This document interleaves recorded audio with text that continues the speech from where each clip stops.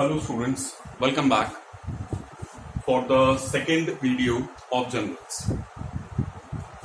Here I am going to explain you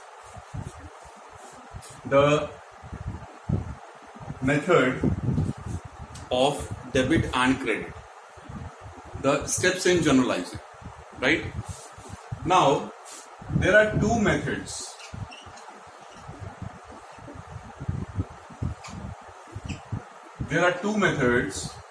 First is the traditional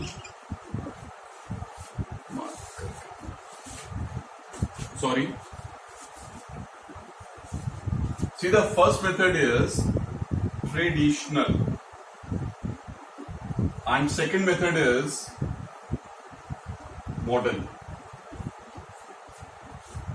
The approach of journal entry, दोनों ही method से आप अपनी journal entry form कर सकते हो. मैं आपको दोनों ही मेथड बता रहा हूं. जो मेथड आपको अच्छा लगता है, जिस मेथड में आप कन्वीनियंट हो, ठीक है, जिस मेथड के थ्रू आप अच्छे से अपनी जर्नल एंट्री को कर सको, राइट जर्नल एंट्री पास कर सको, वो मेथड आप फॉलो कर लेना. ठीक है.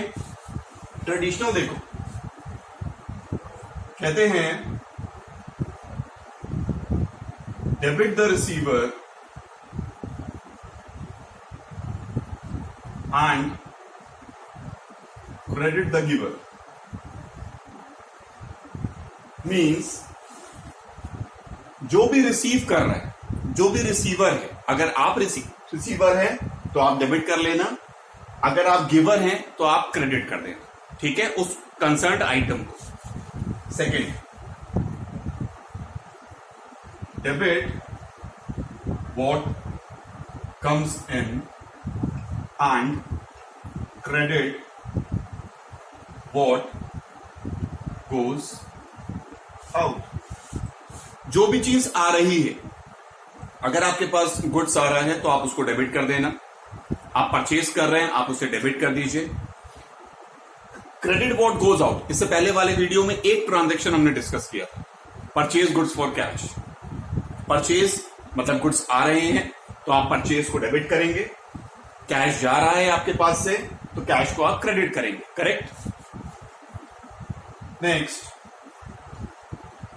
Debit all expenses and losses and credit all incomes and gains. अगर कोई एक्सपेंस है तो आप उसे डेबिट कर देना, अगर कोई इनकम है तो आप उसे क्रेडिट कर देना. एग्जांपल देता हूं, समझ में आ जाएगा. Suppose paid salary to employees, आपने सैलरी दी अपने एम्प्लॉइज को. ठीक है, तो salary is what you all knows, salary is a expense.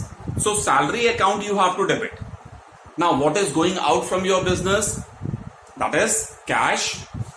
Credit what goes out, तो कैश को क्रेडिट कर देना. क्लियर है.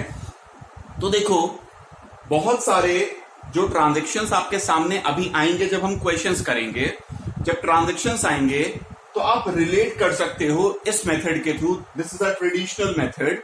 इस मेथड के थ्रू आप रिलेट कर सकते हो कि क्या आ रहा है, क्या जा रहा है, कौन रिसीवर है, कौन गिवर है, क्या एक्सपेंस है, क्या इनकम है. उसके बेस पर इजिली आप डेबिट क्रेडिट को फाइंड कर सकते हैं. ठीक है.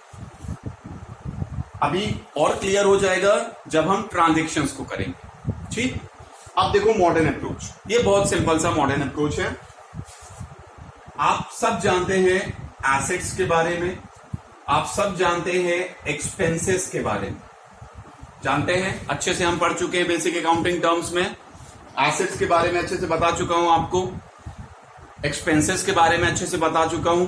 जिन बच्चों ने अभी तक basic accounting terms, accounting equation, ये दो चैप्टर नहीं किए हैं तो प्लीज आप पहले वो चैप्टर्स कर लेना, अदरवाइज आपको जर्नल एंट्री में बहुत ज्यादा प्रॉब्लम आने वाला है. ठीक है.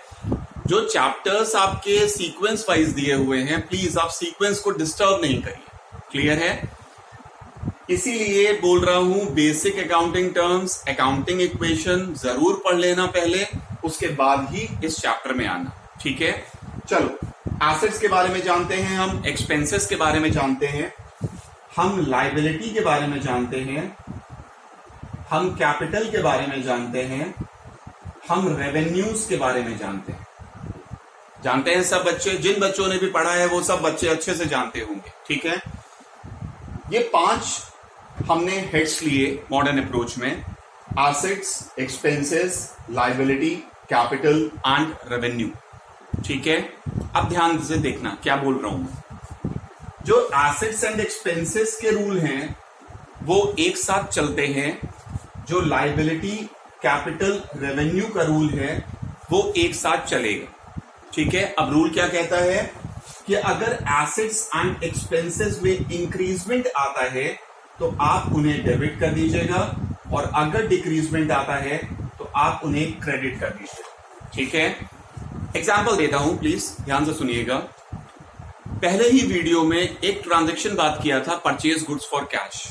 अगर मैं आपसे पूछता हूं व्हाट इज परचेज, तो आप मुझसे बोलोगे sir purchase is an expense. मैं पूछूंगा व्हाट इज सेल्स, आप बोलोगे sales is a revenue, income, right. Purchase क्या है? एक एक्सपेंस है।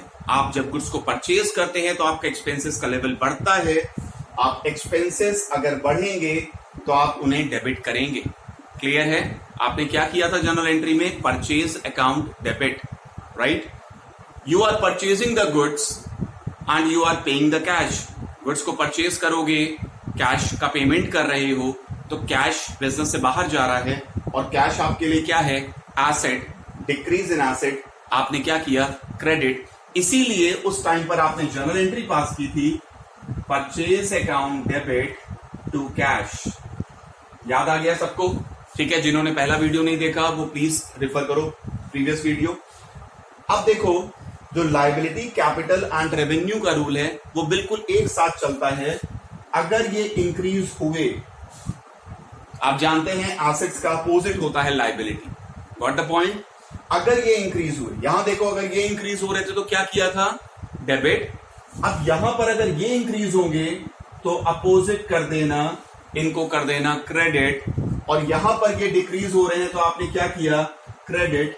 अब यहां पर अगर ये डिक्रीज हो तो इनको कर दीजिएगा डेबिट। देखिए कितना सिंपल सा है। अकाउंटिंग इक्वेशन हर बच्चे ने पढ़ा होगा, और जिस भी बच्चे ने अकाउंटिंग इक्वेशन को अच्छे से पढ़ा है उसको लग रहा होगा कि ये बहुत बहुत सिंपल है। Got the point? तो ये हमारा था traditional concept, traditional approach and modern approach, ठीक है। तो अब हम क्या करेंगे? अब हम नेक्स्ट वीडियो से हम क्वेश्चंस को लगाना स्टार्ट कर देंगे। आपका बेसिक जो था जर्नल्स का, ये 2 वीडियोस में हमने कवर कर लिया। अब नेक्स्ट वीडियो से हम क्वेश्चंस लगाएंगे, और क्वेश्चंस पे मैं आपको increase in asset, decrease in asset, increase in expense, decrease in expense, increase in liability, decrease in liability, increase in capital, decrease in capital, increase in revenue, decrease in revenue, ऐसे ही समझा करके debit credit मैं कराता जाऊंगा आपको। तो आपको हर एक कॉन्सेप्ट क्लियर होगा।